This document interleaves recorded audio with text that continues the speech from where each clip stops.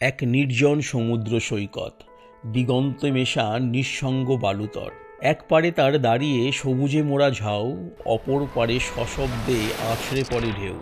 তার বুক জুড়ে বেঁধেছে বাসা হাজার লাল কাঁকড়া। না, এখানেই শেষ নয়।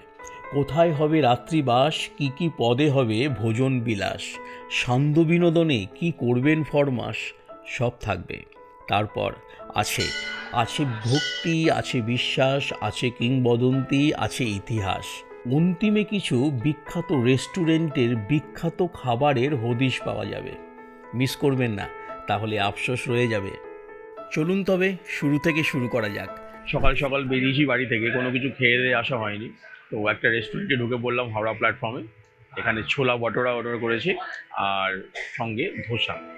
আমাদের এই দুদিনের সফর শুরু হয়েছিল হাওড়া স্টেশন থেকে। সকাল সকাল বাড়ি থেকে বেরোনোর ফলে আমাদের ব্রেকফাস্ট করা হয়নি, তাই হাওড়া স্টেশনের এক রেস্তোরাঁয় ধোসা ও ছোলা ভটোরা সহযোগে ব্রেকফাস্ট সেরে আমরা উঠে পড়েছিলাম ফলকনামা এক্সপ্রেসে।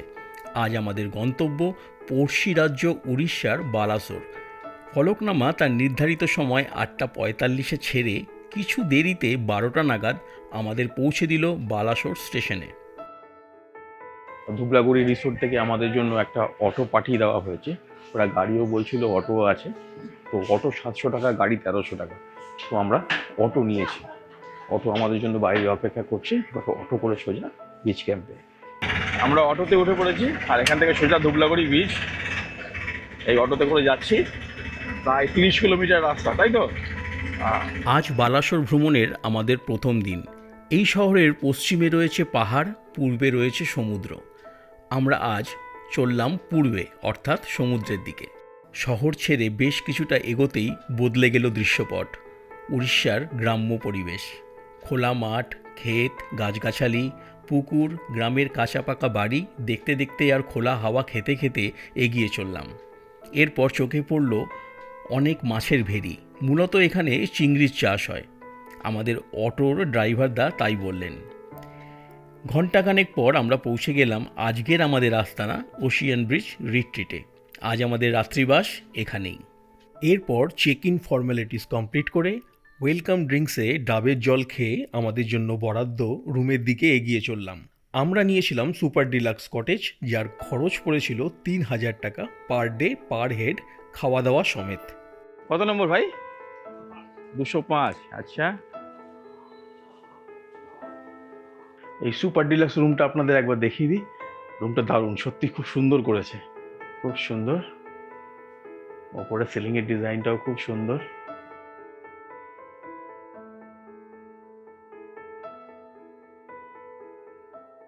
এদিকে রয়েছে টিভি, আর খুব সুন্দর এখানে একটা ছোট্ট কাভার দিয়েছেন। এখানে মিরর রয়েছে, কমপ্লিমেন্টারি টি অ্যান্ড কফি রয়েছে। এইটা বাথরুম,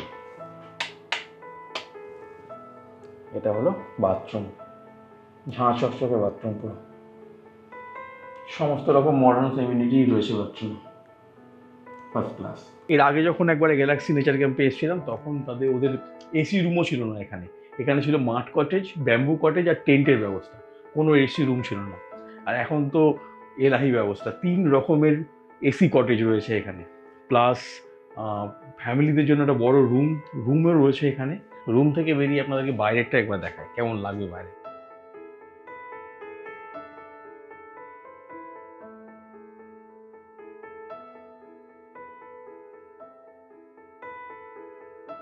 আমাদের এখানে ঢুকতে ঢুকতে প্রায় 1:30 বেজে গেল। এখন ফ্রেশ হয়ে নিয়ে একটু স্নান টান করে নিয়ে গিয়ে খেতে যাব, লাঞ্চে যাব। আর এখানে ধুবলাগুড়িতে আসার প্রধান উদ্দেশ্য কিন্তু খাওয়া দাওয়া, সমুদ্রটা উপরি পাওনা।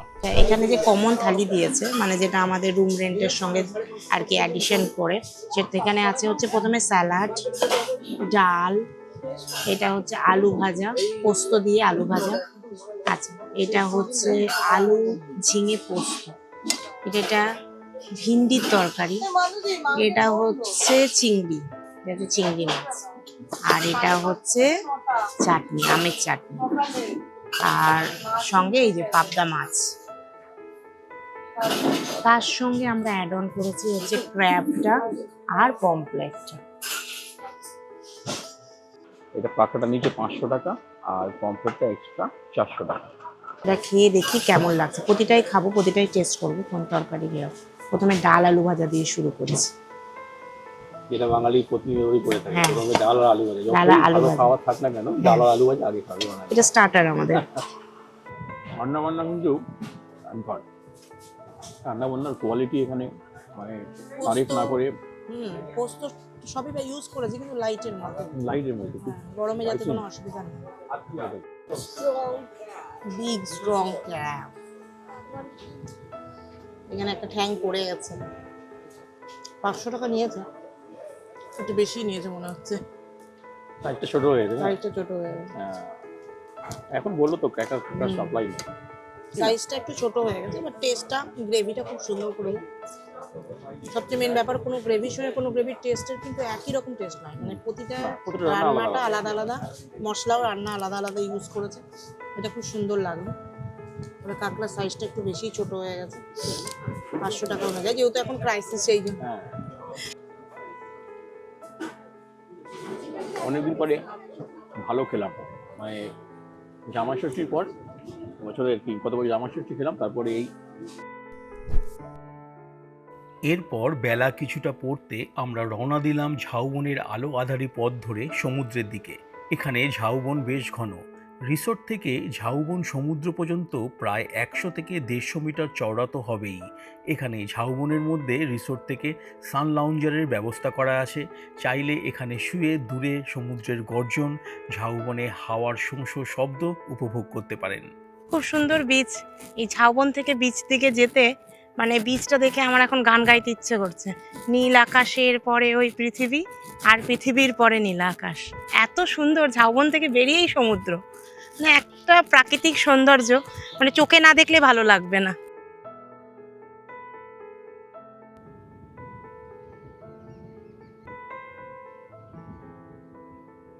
এখন ভাটার সময়, মানে সমুদ্র এখন বেশ দূরে চলে গেছে, অনেক দূরে, সামনে পুরো মানে চড়া পড়ে গেছে, ওই সমুদ্র অনেক দূরে চলে গেছে। আবার হয়তো জোয়ারের সময় জল চলে আসবে এদিকে। এখন তো বোধহয় জোয়ার কখন আসবে, সন্ধ্যের দিকেই আসবে আবার। জনমানব শূন্য এই বিচে 2-4 জন ট্যুরিস্ট ছাড়া তেমন কেউ নেই। বিচ জুড়ে যারা ভিড় জমিয়েছে তারা হলো লাল কাঁকড়া, যারা প্রচণ্ড ব্যস্ততার সাথে বালি খুঁড়ে গর্ত বানিয়ে চলেছে। এই এখন একটু 4:45 মতন বাজে, আস্তে আস্তে জোয়ার আসছে, জল বাড়ছে, ভালো লাগছে। এতক্ষণ মানে দূরে চড়া পড়েছিল, সমুদ্র অনেক দূরে, এবার আস্তে আস্তে জোয়ার আসছে।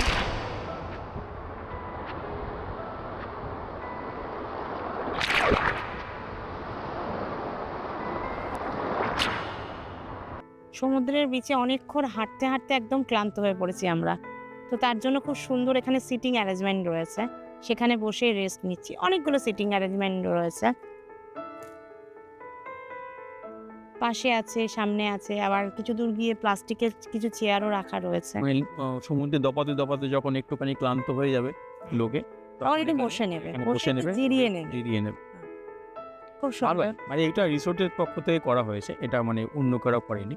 যার রিসোর্ট আছে তারা তাদের সোজাসুজি সমুদ্রে যে জায়গা আছে সেখানে এরকম ব্যবস্থা করে রেখেছে আর কি।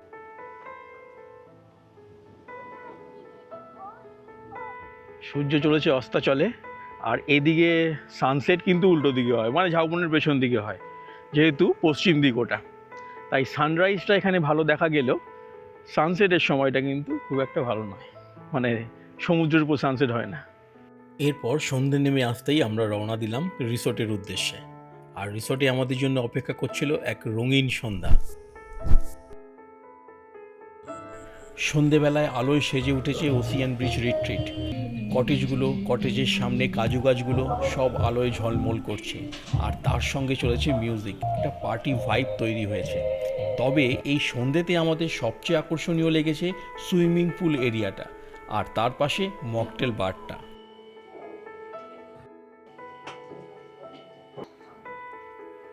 আমি আর বাবি দুটো জুস নিয়ে নিয়েছি। বল বাবা।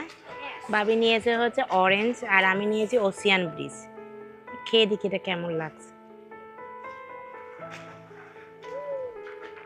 আমারটাও দারুণ সুন্দর, বাবিও বলছে আর বাবিটা একবার ট্রাই করে দেখি কেমন। ওটা orange flavour. And because I'm orange. ওটা একদম পিওর অরেঞ্জ লেমন। মুসম্বি লেবুর টেস্ট আছে অল্প অল্প, কিন্তু আমারটা একদম ডিফারেন্ট টেস্ট। আমি বুঝতে পারছি না, আমি এরকম জুস কখনো খাইনি আগে। এটা খুব সুন্দর।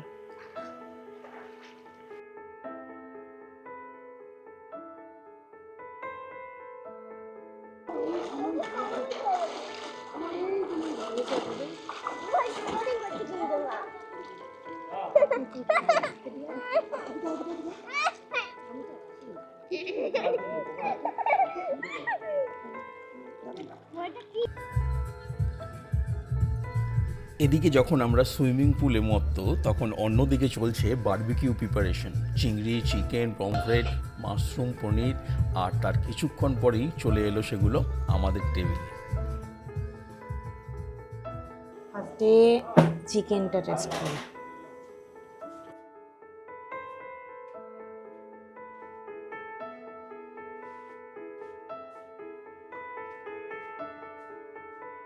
Chicken is good.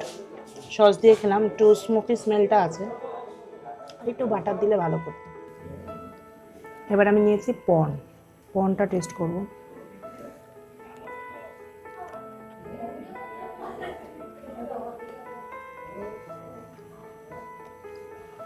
পনটা বেটার, চিকেনের থেকে পন তন্দুরিটা খুবই সুন্দর। এখানে যদি আসবে কেউ তাহলে পনটা অবশ্যই ট্রাই করবে, পনটা ভীষণ সুন্দর। চিকেনটা একদম নর্মাল, এরকম চিকেন আমরা আমাদের কলকাতাতেও পাই, কিন্তু পনটা খুব সুন্দর। আচ্ছা, এবার মাশরুমটা ট্রাই করছি। এটা অবশ্য আমি নিয়েছি, এটা আমার চয়েসে, শুধু আমার জন্যই মাশরুমটা, যেহেতু মাশরুম আমার খুব ফেভারিট।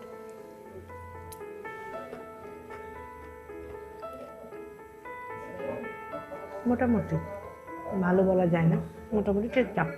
পেঁয়াজ ক্যাপসিকামগুলো পুড়িয়ে দিয়েছে, অতিরিক্ত পুড়ে গেছে পেঁয়াজগুলো, একদম পুড়ে গেছে, তিতো তিতো ভাব লাগছে। যদি বলবো এই মানে যতগুলো বারবিকিউ আছে, আমি যতগুলো নিয়েছি আর কি, চিকেন, মাশরুম আর পনের মধ্যে মাস্ট ট্রাই পনটা হচ্ছে ভীষণ সুন্দর, আমার খুব ভালো লেগেছে, দারুণ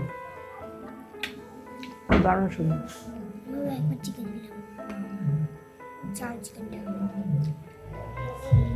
আজকের দিনটা আমাদের ধুবলাগড়িতে ভীষণ সুন্দর কাটলো। প্রথমে এসেই আমাদের ওয়েলকাম ড্রিঙ্কস, তারপরে লাঞ্চে কী সব খেয়েছি সব আপনাদের সামনে তুলে ধরেছি। তারপরে গেছি বিচে অনেক এনজয় করেছি। দেন তারপরে ফিরে এসে ধুবলাগড়ি সুইমিং পুল, সেখানে মকটেল, একটা ভীষণ সুন্দর রিল্যাক্সেশন। মানে এখানে পুরো দিনটাকে এনজয় করতে গেলে রিল্যাক্সের সঙ্গে খুব সুন্দরভাবে সমস্ত কিছু উপভোগ করতে হলে আপনাদেরকে একদিনের জন্য ধুবলাগড়ি আসতে হবে, Dublagadi ocean beach retreat. Next day plan আমাদের কালকে আছে পঞ্চলিঙ্গেশ্বর, ক্ষীরচোরা গোপী টেম্পল, আরও অনেক কিছু আমরা ওখানে এক্সপ্লোর করব, আপনাদের সামনে তুলে ধরবো ভিডিওটা। আজকের দিনটা এখানেই শেষ করছি। আমরা আমাদের ধুবলাগড়ি সফর শেষ করে এবার চললাম আজকে পঞ্চলিঙ্গেশ্বরের দিকে। সকালে ব্রেকফাস্ট করে কমপ্লিট করেছি এখান থেকে, লুচি তরকারি মিষ্টি সহযোগে। আর আজকে আমরা যাচ্ছি এখন প্রথম পঞ্চলিঙ্গেশ্বর, আমাদের দ্বিতীয় দিনের বালেশ্বর সফর এখানেই শুরু করলাম। তো ধুবলাগড়ি থেকে বেরিয়ে এখন আমরা প্রথম যাচ্ছি ক্ষীরচোরা গোপীনাথ মন্দির। ক্ষীরচোরা গোপীনাথ মন্দির ঘুরে তারপর ওখান থেকে ইমামি টেম্পল যাব, ইমামি টেম্পল দেখে তারপরে লাস্টে আমরা যাব পঞ্চলিঙ্গেশ্বরে। এরকম আজকের প্ল্যান। আজকের ঘোরাঘুরির জন্য আমরা একটি গাড়ি ভাড়া করেছিলাম রিসোর্ট থেকে। খরচ পড়েছিল 2800 টাকা। চুক্তি হয়েছিল আমাদের ক্ষীরচোরা গোপীনাথ টেম্পল, ইমামি টেম্পল এবং পঞ্চলিঙ্গেশ্বর ঘুরিয়ে বালাসা স্টেশনের কাছে ড্রপ করে দেবে। প্রায় 1 ঘন্টা 10 মিনিট মতন ড্রাইভ করে আমরা ধুবলাগড়ি থেকে এসে পৌঁছলাম গোপীনাথ টেম্পলে। চলুন এবার টেম্পলের ভেতরে ঢুকি।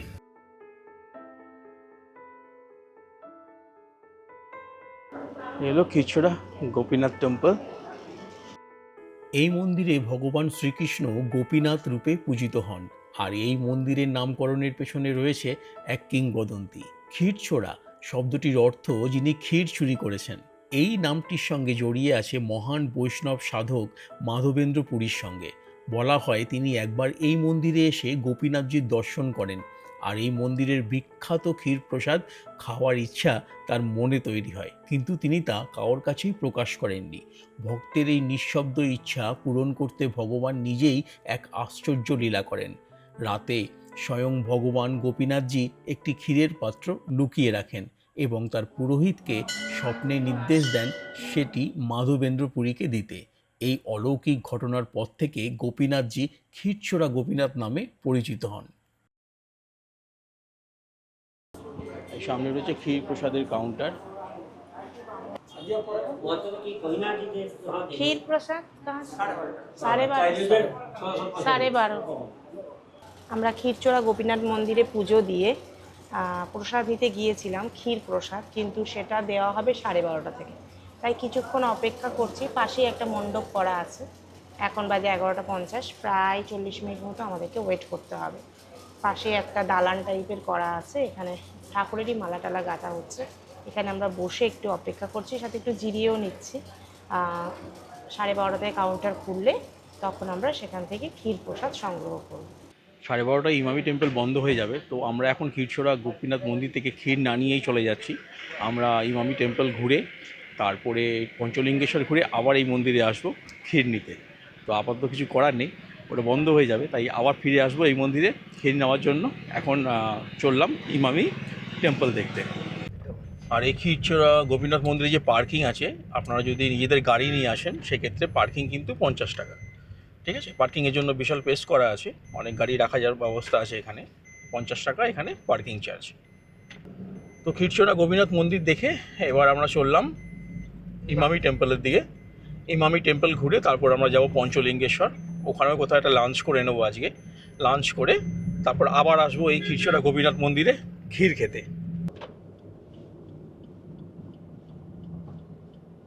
গেছি ইমামি টেম্পলের সামনে, ভেতরে ঢুকবো। আর এখানে একটা টাইমিংয়ের বোর্ড দেওয়া আছে, আপনাদেরকে দেখিয়ে দিই। এই টাইমের মধ্যে আসবেন, নইলে দর্শন কিন্তু হবে না। কখন কি হয় সব কিছু দেওয়া আছে, টেম্পল দর্শন টাইমিং, আরতি টাইমিং। এখন বাজে 12:15, জাস্ট 15 মিনিট আগে আমরা ঢুকেছি, বাস 15 মিনিট বাকি আছে। ইমামি টেম্পলের কম্পাউন্ডে প্রবেশদ্বারের পাশেই রয়েছে জুতো রাখার ফ্রি কাউন্টার এবং তার পাশে রয়েছে পা ধোয়ার একটি ব্যবস্থা। এখানে পা ধুয়ে মন্দিরের ভেতরে প্রবেশ করতে হবে। এই হচ্ছে টেম্পলের মূল প্রবেশদ্বার।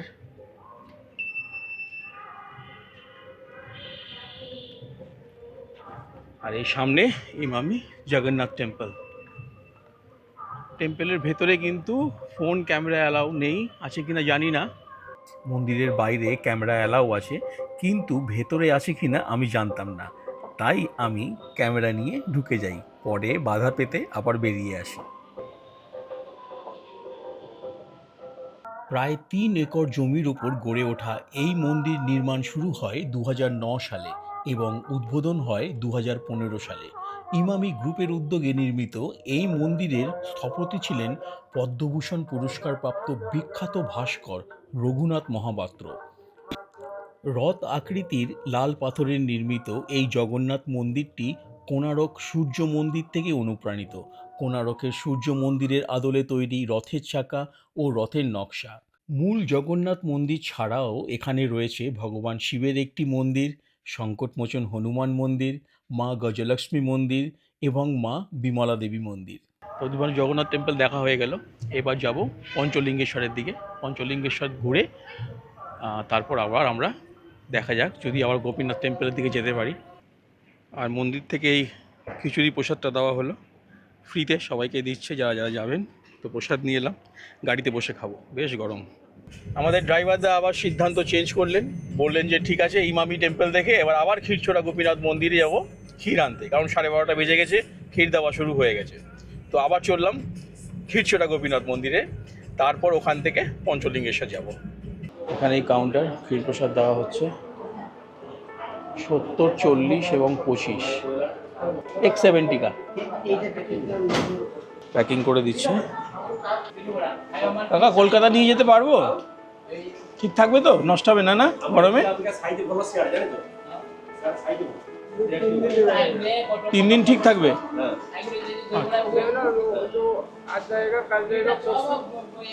परसों तक ठीक रहेगा। अच्छा हाँ खराब हो जाएगा खराब नहीं होगा उसको ऐसे ना वो फ्रिज में डाल देगा हाँ निकाल के खाएंगे ঠিক আছে ধন্যবাদ। তো এই খেয়ে নিয়ে নিলাম, এটা এখন খুলবো না, বাড়িতে গিয়ে। নীলগিরি, আমরা নীলগিরি রেঞ্জের কাছাকাছি পৌঁছে গেছি। সামনে নীলগিরি পাহাড় দেখা যাচ্ছে। ক্যামেরায় খুব ছোট লাগছে, একটু কাছাকাছি আসলে তারপর শ্যুট করে আপনাদের দেখাচ্ছি।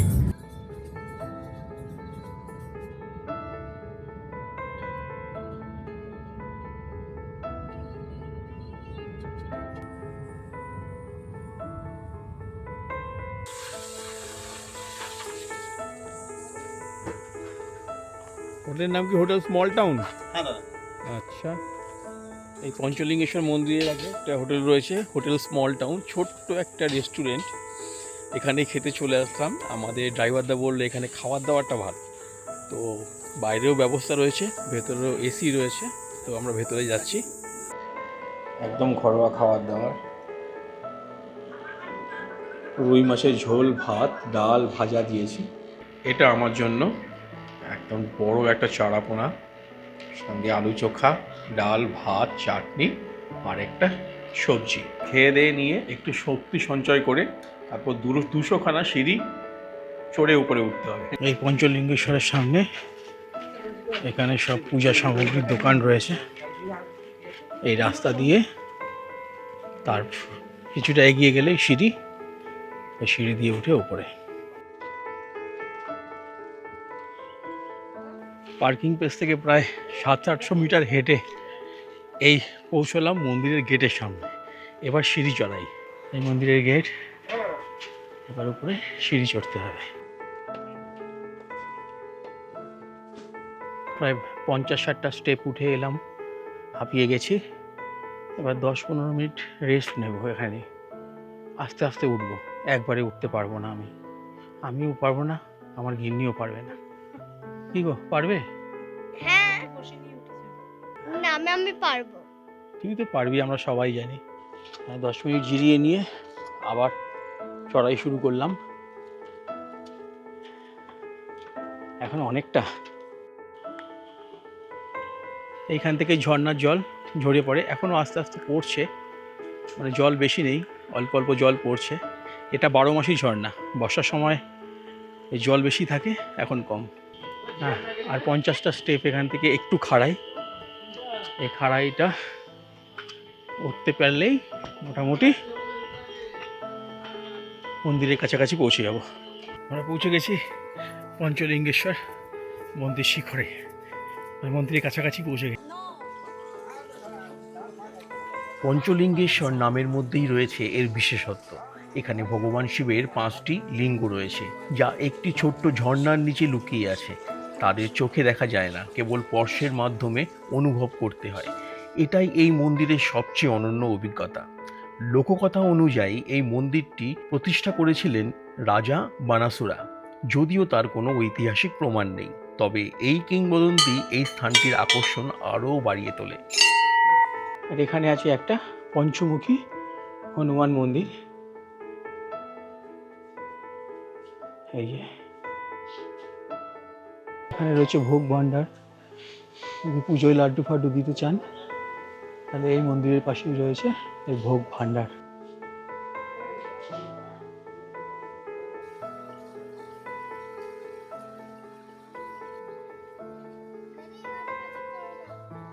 ভীষণ ভালো লাগলো পঞ্চলিঙ্গেশ্বর মন্দির। আমি আবারও বলছি, এখানে কিন্তু কোনো শিবলিঙ্গ বা কোনো মূর্তি ঠাকুরের নেই। এখানে স্পর্শের দ্বারা ঠাকুরকে অনুভব করা হয়। জলের মধ্যে একদম ডুবন্ত অবস্থায় 5টা শিবলিঙ্গ রাখা রয়েছে। হাত দিয়ে ওই 5টাকে একসঙ্গে স্পর্শ করতে হবে। পাশে একটা জায়গা ছিল যেখানে নাম সংকল্প করে পুজো দেওয়া হচ্ছিল, যেহেতু আমি ভাত খেয়ে এসেছি এই জন্য আমি আর নাম সংকল্প করে পুজোটা দিলাম না, আমি শুধু স্পর্শ করেই নেমে এলাম।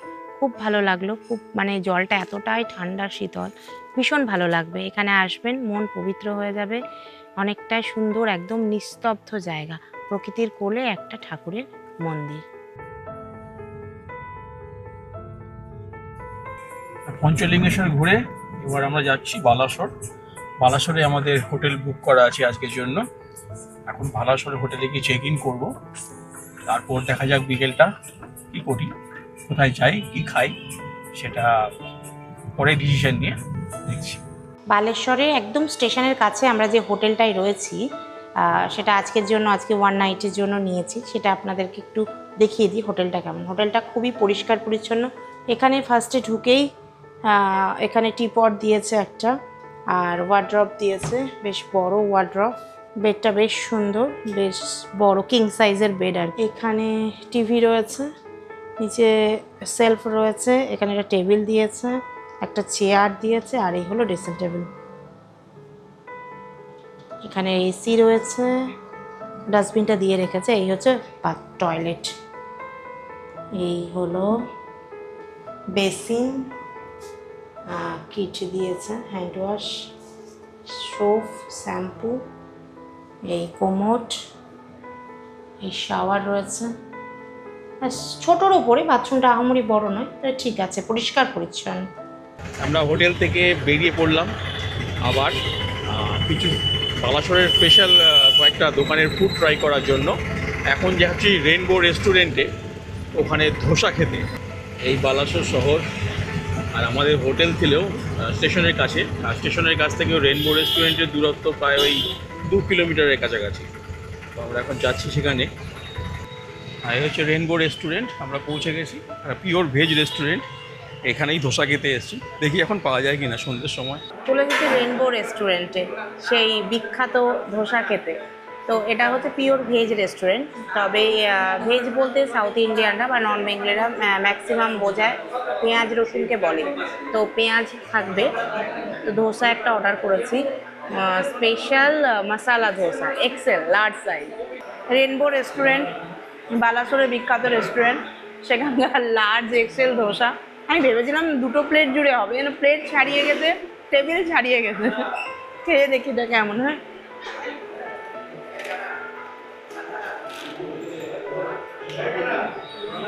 দুটো হাত লাগাতে হচ্ছে। এটা কিছু একটা স্যালাড টাইপের, মশলা টাইপের, দারুণ, অসাধারণ। এটা অ্যাকচুয়ালি পনির আছে এখানে, এই যে এগুলো ছোটো ছোটো কিউব করে পনির রয়েছে, অনিয়ন, ক্যারট, এগুলো দিয়ে পনির দিয়ে বানিয়েছে।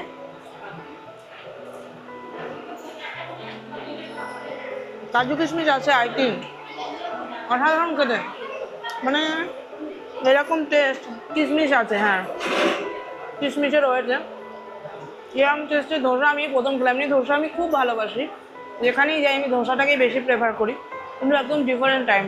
ভেতরে কোনো মশলা নেই, এটাই মশলা, এটা ধোসা, এটা দিয়ে এটাকে খেতে হবে। এই বিশাল ধোসা কী করে শেষ হবে জানি না, আজকে শেষ করতে পারবে কিনা তাও জানি না, মানে পারবো কিনা আমরা তাও জানি না। 3 জনে মিলে শুরু করে দিয়েছি খাবলে খাবলে খাওয়া, ও দেখা যাক কতটা শেষ করতে পারি। ধোসা অভিযান চলছে। এখানে ধোসার মতনই, মানে নর্মাল ধোসার মতন চাটনি আর এখানে তরকারিটা রয়েছে, কিন্তু সামনের দিকে যেটা রয়েছে কাজু কিশমিশ দিয়ে পনির দিয়ে, এটা স্পেশাল।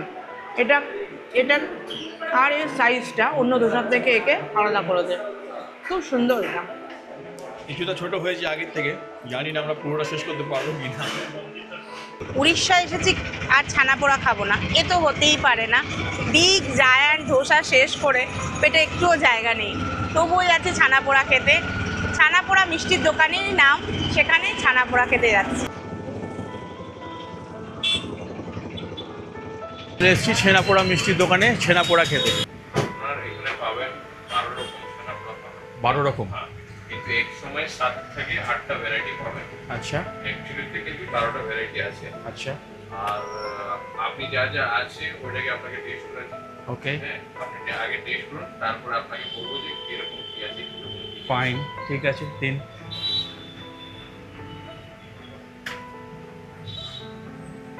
12 রকমের, এই মুহূর্তে 8 রকমের ছেনাপোড়া অ্যাভেলেবেল আছে এখানে। তো 8 রকম আমরা এখন টেস্ট করব এই দোকানে।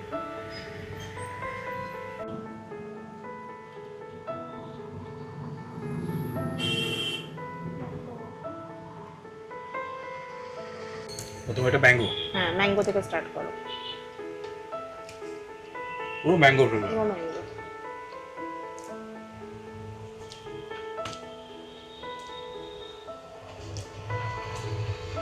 ডিফারেন্ট। ইউনোটা এইটাকে যেটাকে বললেন, এটা কেশর পিস্তা, এটা কেশর পিস্তা না? তার আগে এটা কেশর কুলফি ছিল। কেশর কুলপি, এটা কেশর পিস্তা, এটাও বেশ।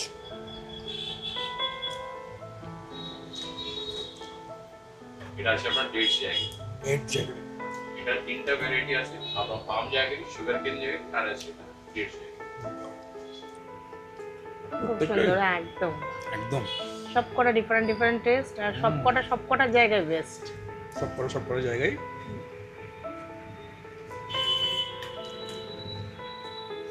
এটা আছে আপনার ডার্ক চকলেট, ডার্ক চকলেট। এটাও খারাপ না।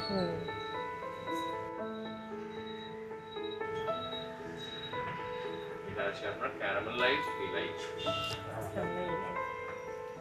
মানে আরো 4টে ভ্যারাইটি থাকে আপনার কাছে, আর টোটাল 12 ভ্যারাইটি। অ্যাকচুয়ালি 12 ভ্যারাইটি নয়, অ্যাকচুয়ালি 16 ভ্যারাইটি। 16 ভ্যারাইটি। 4টা অকেশনের জন্য রাখা হয়েছে, সেটা স্পেশাল আইটেম একদম, সেটা আর কোনোদিন পাবে না। আচ্ছা, আর 12টা ভ্যারাইটি প্রত্যেকদিন পাবে, কিন্তু কোনটা পাবে ওইটা ডিফারেন্ট। অল ডিপেন্ড করে, মানে প্রতিদিন সকালে 12টা ভ্যারাইটি দিয়ে শুরু হয়। একসঙ্গে পাবেনি, 12টা একসঙ্গে 7 থেকে 8টা ভ্যারাইটি পাবে। সত্যি। এখানে যদি ম্যাঙ্গোটা পেলে সকালবেলা ম্যাঙ্গো পাবেনি, এরকম হয়। তো এখানে এলে, বালাসর যদি ঘুরতে আসেন তো এখানে এলে মাস্ট এই দোকানে আসা যায়। মানে এত ভ্যারাইটি ছানাপোড়া হতে পারে এটা আমরাও জানতাম না। আমরা নর্মাল ছানাপোড়া খাবো বলে এই দোকানে এসেছিলাম, তো এত ডিফারেন্ট, এত ভ্যারাইটি পাওয়া যাবে জানতামও না।